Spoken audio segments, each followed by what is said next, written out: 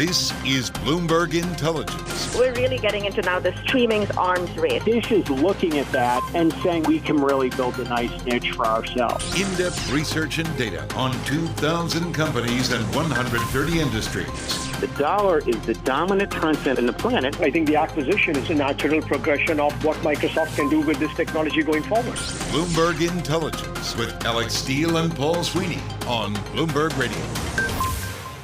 On today's Bloomberg Intelligence show, we are going to dig inside the big business stories impacting Wall Street and the global markets. Each and every week, we provide in-depth research and data on some of the 2,000 companies and 130 industries our analysts cover worldwide. Today, we're going to take a look at rising AI server demand. Plus, what's the outlook for healthcare technology in the new year? But first, OPEC Plus could be forced to extend its output cuts through 2024 to support oil prices above $70 a barrel, yet members are unlikely to entirely fulfill the pledged reductions, hence the problem. For more, we're joined by Bloomberg Intelligence Senior Equity Research Analyst Salih Yilmaz. Salih, what is going to be the issue?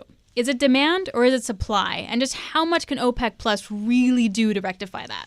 So it's a little bit of both, actually. So we have a pretty bleak demand outlook, and that's what OPEC has had to deal with for a while now with the stalling growth in China. But also on the supply side, we have non-OPEC output. So the producers outside of the OPEC Plus cartel, especially in the U.S., has been increasing supply and has increased supply through last year quite a bit. So when you combine those, there hasn't been as much demand for OPEC's crude as we initially estimated. So this is really putting OPEC and OPEC Plus in a very difficult position where they have been forced to have these output cuts, extend them, and actually deepen them. And what we're seeing through this year is that if the uncertain demand outlook continues, they will be forced to extend them beyond the first quarter.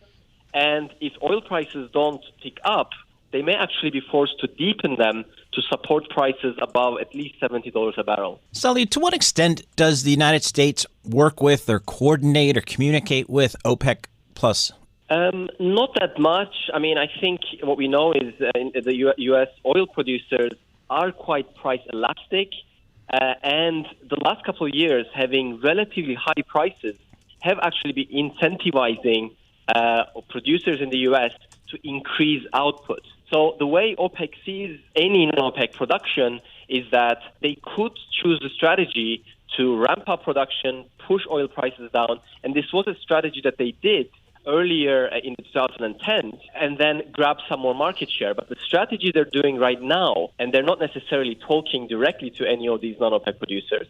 So the way OPEC looks at this is they have two alternatives. One is that they continue the strategy that they have right now, which is they don't worry too much about market share, but they try to support prices as much as possible because these countries have high fiscal break-even prices and they need high prices for the transformation that they're doing back at home. So, and the alternative would be that they actually ramp up production so that they push oil prices down, make it economically unviable for some producers, including the ones in the U.S., so that they can grab some more market share back. But right now, we see the group not necessarily talking to producers, for example, in the U.S. directly, but the way they go about their strategy is about where they keep oil prices to make it viable or not viable for other producers outside the cartel. I guess what I struggle with is not too long ago, we were all talking about how OPEC Plus 80 was going to be the floor. And now we're talking about 70 being the floor. Is there a breaking point at some point for OPEC Plus when they're like, guys, we cannot keep on losing out of revenue just to support the oil price that continues to trend lower? It's a very good question. And we can already see that within the group, we have some members that are saying we cannot continue to just keep cutting output to support prices. And I think this was represented in Angola's exit from the group. I mean, Angola doesn't. So you think that that's why they did it? Much. I think it's one of the reasons, and we know that there is some tensions between some member nations, and I think that's one of the reasons why the last OPEC meeting back in late November went on for a lot longer than we thought it would, because behind the scenes they had to do a lot of negotiations about this. I think what's really driving this is mainly demand. So I think a lot of analysts, including the ones in OPEC, were expecting, especially demand from China, to recover a lot more than it did last year. And they were expecting continued demand growth from China this year. Because that's not happening, and because we have plenty of supply that's coming outside of OPEC, the floor that we thought the group was trying to protect, which essentially went from $85 a barrel down to $80 a barrel, and now we're really talking about $70 a barrel. So unless we see demand really start to pick up and we start to see significant stock draws in the market that would signal some tightening in the physical markets, I think the group will continue to be in a difficult place where they will have to negotiate within the group and try to see how much more they can keep cutting just to keep supporting prices at levels that... All right, Salih, thanks a lot. Salih Yilmaz, Bloomberg Intelligence Senior Equities Research Analyst. Let's turn now to U.S. large cap equity, where 2023's equity rally has led to some elevated valuations for factors like momentum, quality, and low volatility. To help explain this, we're joined by Bloomberg Intelligence quantitative equity strategist Christopher Cain. Chris, thanks so much for joining us here. What worked there in 2023, in particular at the end of the year? What worked? So it was a tough year for factors in general. Kind of taking a step back, 2022 was a good year for almost all the long short factors.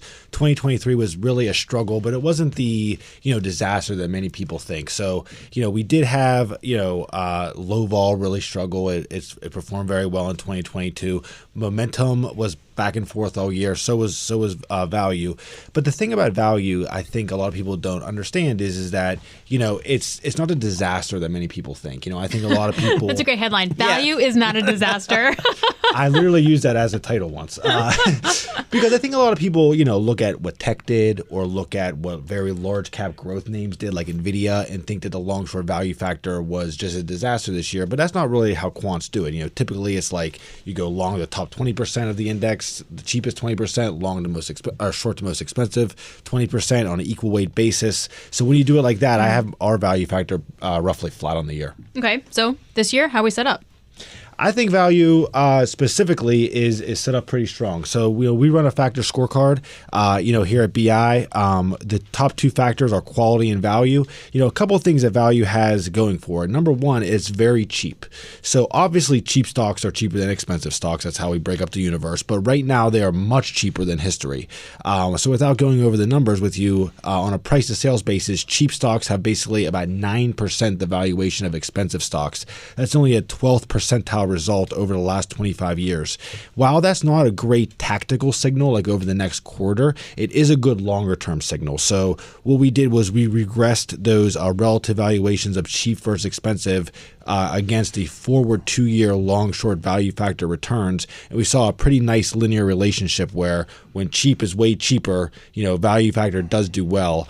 So just based on that linear relationship, you would suggest that the long short value factor should return over 20% cumulatively over the next 2 years. Okay.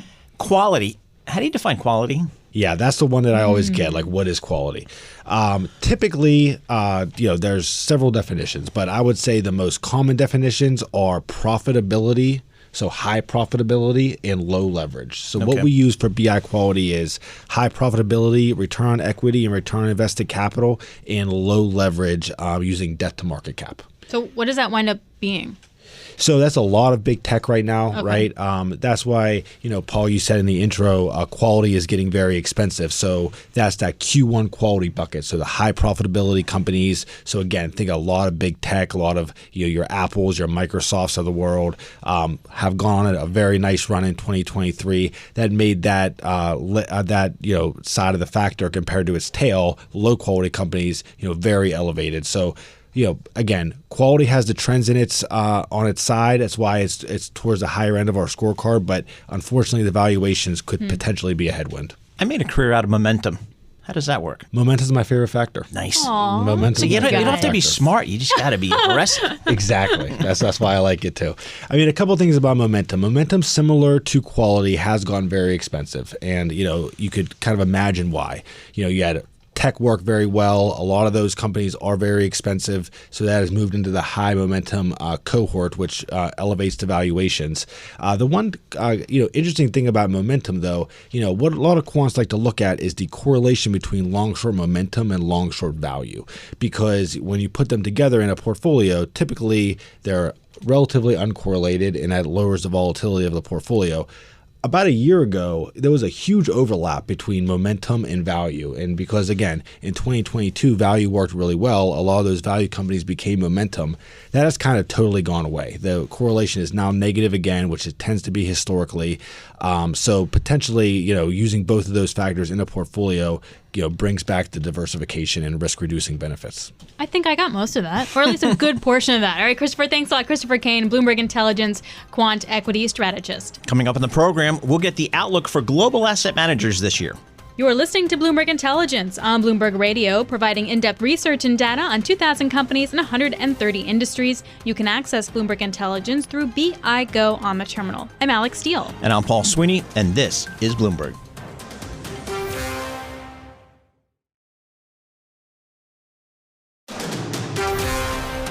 You're listening to the Bloomberg Intelligence Podcast. Catch us Saturdays at noon Eastern on Bloomberg.com, the iHeartRadio app, and the Bloomberg Business app, or listen on demand wherever you get your podcasts.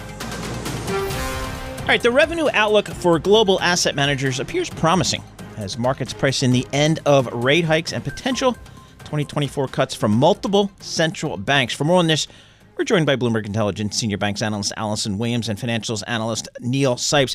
Alison, let's start with you here. What's the big picture for global asset management? Because when I think global asset management, I think the big mutual funds. But now I got to think about the big ETF providers. Just frame that out for us. Sure. So asset management is a broad field. It's the big mutual fund, it's ETF providers, and then it's the alternatives businesses like private capital as well as the hedge fund business. So while we do think that secular demand still does favor the alternatives business, there certainly are some good tailwinds for the traditional managers that Neil covers, as well as the bank-owned asset managers that I cover, and wealth managers such as UBS, where the focus really will be sort of their integration of Credit Suisse and the story there.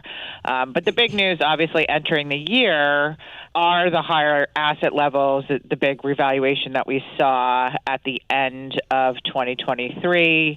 Granted, 2024 is off to a little bit rockier start, but I think that all eyes will be on the Fed. If we can get some stability there, it can be very helpful to stability in markets. Mm-hmm. And, at the end of the day, for all asset managers, it's all about organic growth. And to the extent that organic growth goes to higher price risk assets, that's a positive thing for the industry. Okay, so that's a great big setup. So let's go to you, Neil, and talk specifically about the traditional asset managers and kind of what you're noticing, how they ended 2023, and then how they look set up for the next 6 months. Yeah, so I think the operating environment has obviously significantly improved over the past month and a half or so, and that's because of the sort of clarity and of course, the revaluation in assets, as we now expect as much as 6 potential cuts in 2024. Whether or not you believe that or not, it's been a positive uplift to the equity market, as well as fixed income market, which broadly is a positive to the underlying assets in the funds that these managers provide. Over 70% of revenue at these names is typically driven by asset-based fees. So as you benefit from these higher markets, that's likely to flow through into potentially higher earnings estimate revisions over the next few weeks as they price in these better markets. If we had this discussion 5 years ago, if we have the same discussion in 5 years from now, we'll still be talking about pervasive fee compression in this space. Mm-hmm. Everyone likes to talk about it as a melting ice cube. This is not a story that's going to go away. It's one that continues to be an issue for asset managers. There's a number of ways they're trying to combat this. But in essence, the value for money, the rise of passive, the competition and commoditization of the industry has obviously been a challenge. So, Alison, this is a big trend, and you've been around. You've seen what's happened to the mutual fund business, the asset management business.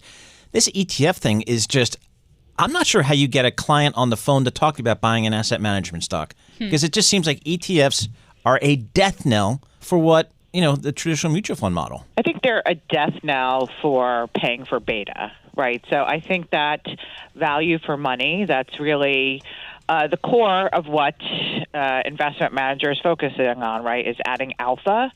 And so I think that there still is demand for alpha and a willingness to pay for performance. But what investors are not going to pay for is just exposure to the market. And so what you see with ETFs, the cheapest ETFs and the times, when equity ETFs tend to gain the most share are years like last year where, the S&P outperformance, where the index outperforms, right? And people can just buy that cheap beta through buying an ETF fund.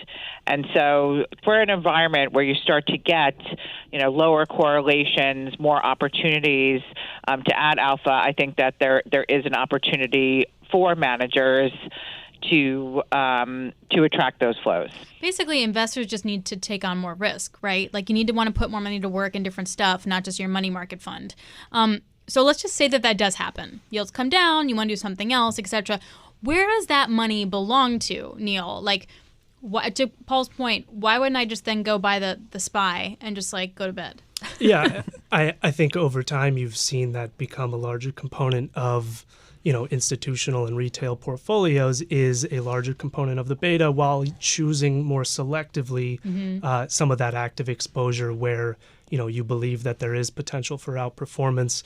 I think are they all just chasing the same stuff though? Private credit, alternative. Well, yeah, and those are stories with very long legs and perhaps much more different of a story than the sort of traditional legacy active investments. But I think that's in some sense, to your point, that's where that fee compression has really stemmed from is the competition and the sheer volume of number of active funds chasing a similar outcome when there's data over long periods of time where beta can provide a similar sort of outcome for you in differing market environments. Something that we saw last year was obviously a significant influx into money market funds.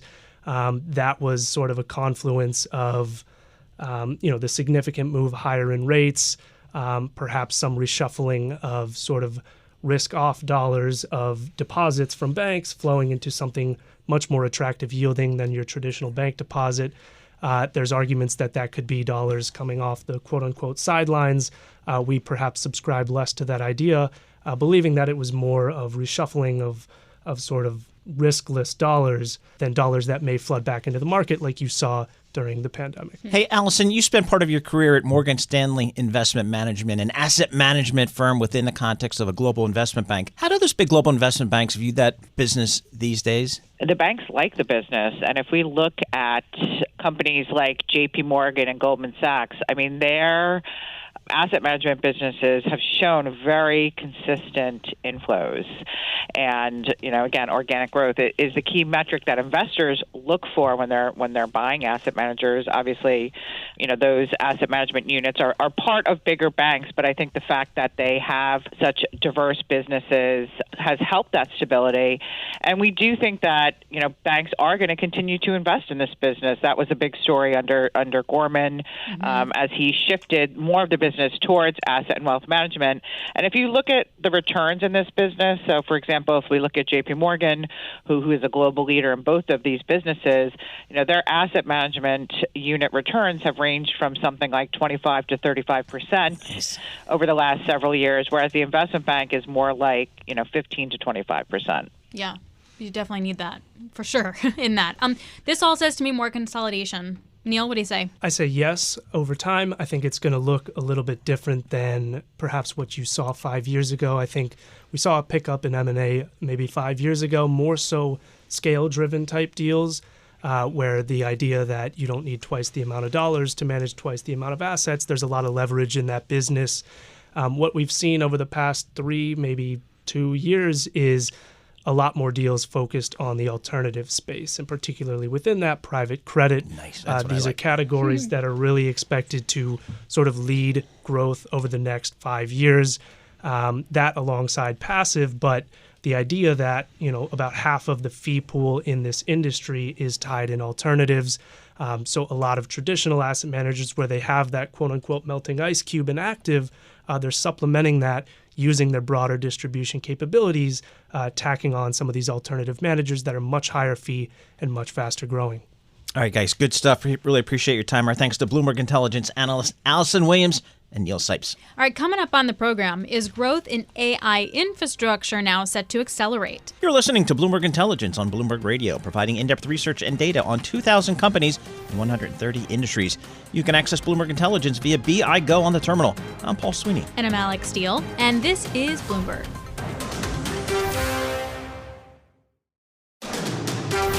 You're listening to the Bloomberg Intelligence Podcast. Catch the program Saturdays at noon Eastern on Bloomberg Radio, the TuneIn app, Bloomberg.com, and the Bloomberg Business app. You can also listen live on Amazon Alexa from our flagship New York station. Just say, Alexa, play Bloomberg 1130.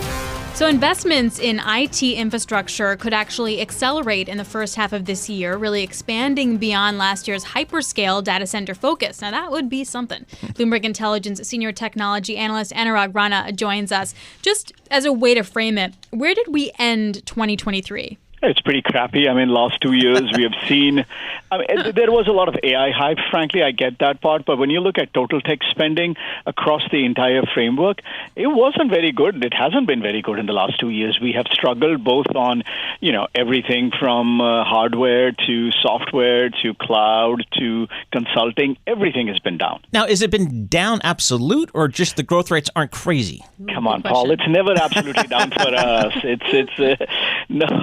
No. It is in relation to the last, several years of strong double-digit growth. It's just on a relative basis. It's been bad since July 2022 when people started laying off tech workers, which they had hired like crazy during the pandemic because everybody wanted to get on the cloud. So, it is more so a relative term. I would say if the spending was in, I'm just making a figure, 10 to 12%, we saw probably 5 to 6 this year, this last year. Which would be like enviable for some other sectors and companies. So what do we think it's going to look like then for this year? More of the same? Yeah, and we were very happy to get this survey done in the middle of December for about 100 CIOs. And we focused it very strongly on the infrastructure and hardware areas or semiconductors. The things that really matter in what we call as the early innings of any major hype cycle is people need to invest in actual boxes and chips before they can move on to services and software. So this one was very much focused on that, and we were happy with the results we saw, and it seems that we're going to see a good rebound coming into 24. Now, that bodes well for not just the hardware sector or the chip sector, but also for the downstream work, although we think that's going to still be the second half of this year. Yep. So how much, when you just look at, tech spending overall, I'm trying to get a handle on how much AI spending is incremental versus just maybe taken out of some other IT budget or something like that. Do we have a handle on that? I think it's going to be a mix of both in terms of that, because companies will need to boost their total tech budgets, no doubt about it. But at the same time, there are some low areas, such as, if you have an old database or, you may decide not to upgrade your PC, anytime soon. So you can push those out by another year, have you work on bad equipment or old equipment for some time. But and that's always the case, as you have to self-fund some of this stuff, and the board will fund some of it. So who's going to be the beneficiary? Who's the guy selling the stuff? So, as I said, the big report that we did has all sorts of companies out there. On some of the server areas, we think NVIDIA and Dell should see some push. There are, companies that provide Asian server supplies such as Honhive, Foxconn, Inventec, Quanta. So there are those guys. Then you have the chip guys, Samsung, SK Hynix, and Micron. And then when we go on the other side of it, on the cloud side, you have Microsoft and Amazon. They should also see some pickup throughout the year, because if you're a company, you can't fund buying hardware yourself and put these boxes together, then you're going to go out and rent out some space from the likes of the big cloud providers. This week, Ed Ludlow from Bloomberg Television interviewed the CEO of Qualcomm out at the Consumer Electronics Show, and boy, was that CEO bullish. I mean, he was talking about handsets coming back in terms of demand, the auto industry's, just a really great growth driver. What's the chip story these days? Where are we in that cycle? You can only fall in two buckets, in my view. Either you're bullish that the world needs newer technologies, or you don't believe in that. And if you believe in that, then if we have seen 2 years of underinvestment, it has to bounce back. There is no doubt in my mind. But the only question is when, whether it's in the middle of the year or the end of the year. And I think the chip guys, as I said, the NAND and the DRAM guys, those are the ones I think they could see some pickup, whether it's Micron or Samsung. We'll see which ones. Because if you see, Samsung still had some crappy reports right now, but that's all backward looking. When we think about what's going to happen by the middle of this year and the back half of this year, I think we feel pretty confident for a recovery. What are you least bullish on, most bearish? I think, the older stuff, I'd say, if you need to upgrade a PC, you're probably not going to do it. If you have a Oracle database license, if you have an outsourcing arrangement, so the low, the stuff that can be pushed out, all the legacy stuff that you own, you may not be, inclined to spend on that. And that's because, you can't really double your AI budget without, offsetting it with something. It kind of got lost a little bit because now everything's been AI for 18 months or so. But just broadly defined, where are we in the development of the cloud? When you talk to the AWS CEO, he has said that publicly, that he thinks only 10% of the workloads are in cloud. Now, you ask IDC and Gartner, they would say, well, somewhere we are on the 30 to 40% range. But in their, framework of that 30 to 40% are also workloads that people have just taken from their data center and put it in, let's say, AWS. They are not using cloud-native tools. And recently, Accenture CEO gave some really good feedback, and according to her, we are in that 20 to 30% range. So in that case, 20% of the workloads are what we call cloud native, or applications that are built for the cloud. So in our view, we still have at least a decade before the three of us continue to talk about cloud. And for the last 18 months, we have seen those growth rates taper down, whether it's for AWS, whether it's for Salesforce, actually, or for Microsoft. We think the second half of this year, we should start to see those growth rates pick up, and then, a good 2025 after that. So before I let you go, NVIDIA was one of the breakouts last year in that story. Is that going to be the same kind of breakout for this year? It's going to be very difficult to match that level of surprise because, as we all know, it's the level of surprise that you put out, because I think it's coming to a point where NVIDIA is, coming out and beating their earnings by 20%, and people don't like it anymore. So expectations are very different now than they were last year. So I think they have really a high bar to cross this year. I'd have no doubt that fundamentally their revenue is going to, do well this year, but I cannot bet on which way the stock's going to go. No, fair enough. All right, Anurag, great to catch up. No one better. Anurag Rana, Bloomberg Intelligence Senior Technology Analyst.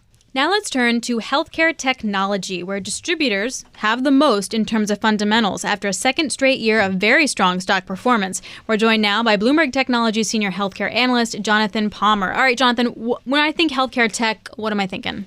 Well, there's a couple pieces to unpack here. So there's healthcare technology, and then there's the distribution piece. And the distribution piece is the getting the drugs from point A, the manufacturers like the Pfizers and Bristol Myers, to your local pharmacy like CVS or Walgreens.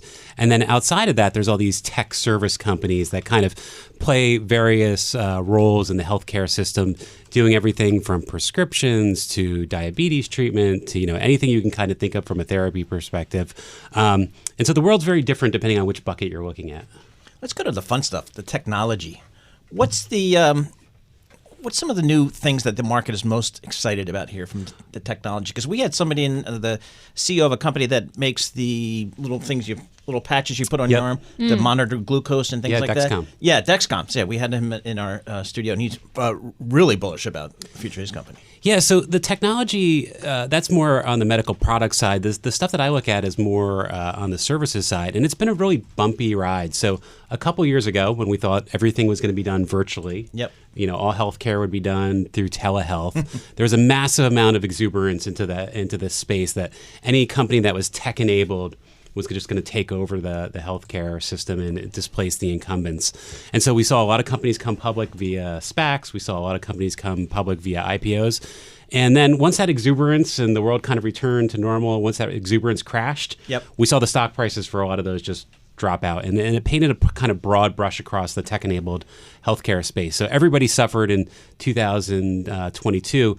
But last year, we saw kind of a shaking out of assets. And so those companies that didn't have really like a strong fundamental business case, we saw some of those companies go out of business or get acquired, while those that could prove that they have viability and staying power, we saw their share prices really improve. And those are things like healthcare navigation, companies like GoodRx who help with lowering prescription costs, a whole host of other ones.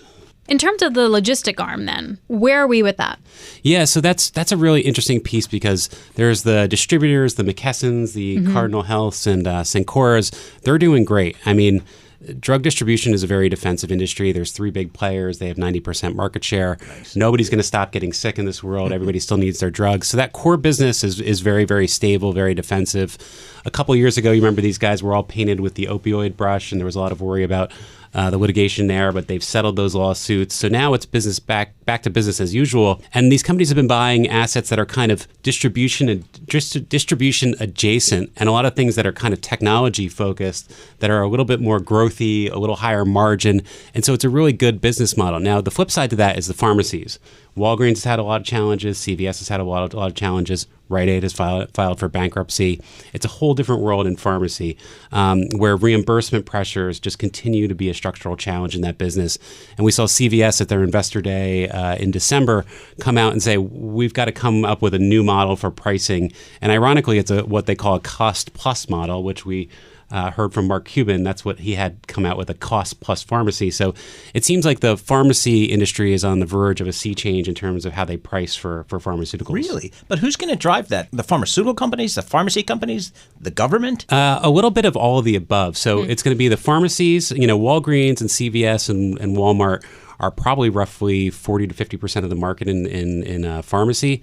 The layer above that, where the payers sit, the PBMs, CVS is also the biggest PBM, so they have another opportunity to drive that change.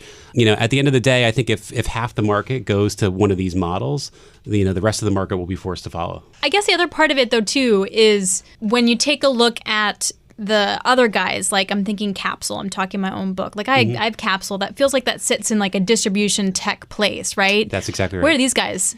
Yeah, so that kind of model. There's a lot of these nascent, I think, early stage companies. Capsule's one, Alto's one on the West Coast. So Capsule, for those of you who don't know, my doctor sends in the script online, and then I can just get it. They send it right to my door, no cost. Yeah, I mean, the reality is that there's also Amazon. Amazon has planted their flag as well. So I think we're moving in that direction. I mean, ironically, I actually filled a prescription through Walgreens, and they actually delivered it the first time I ever did that. I think most people don't use those options, to be honest with you. They still prefer going into their neighborhood pharmacy. But, those tech-enabled capabilities are there. I think for those smaller players, I think we'll eventually see consolidation where the capsules... By whom, like a big player buying them? Or? Yeah, exactly. I don't see I don't think those businesses are really scalable, nationally when you think about what Walmart can do, what Amazon can do, what CVS can do. I mean, their pockets are just too deep. All right, what's the kind of the big theme your clients want to talk to you about this year? What's one of the big questions as we head into 24 about your space? Well, a lot of it's based around what's going to happen in pharmacy and reimbursement, because that's where we're seeing the most discussion around what could happen and the most impact to business models. For CVS and Walgreens, those changes could be pretty large. Yeah. And also for some of the bigger players on the managed care side, like the Cignas, United Healths, they all play in those spaces as well as pharmacy benefit managers. So really, it's a lot of questions around where might these new models go and how quickly can we get there? What about the election? How pivotal would the election be for this space? Yeah, it's a good question. I mean, this go around, we aren't hearing as much saber rattling from the two candidates around healthcare. That's a little bit different than in years past. So I think, as I sit here today looking at it, it seems like there's less risk, but it's always there. How have the stocks performed, and kind of is there a consensus call for this? Well, the distribution stocks have done great the last 2 years. I mean, they've outperformed the S&P, they've outperformed the healthcare indexes. They're still kind of all consensus buys.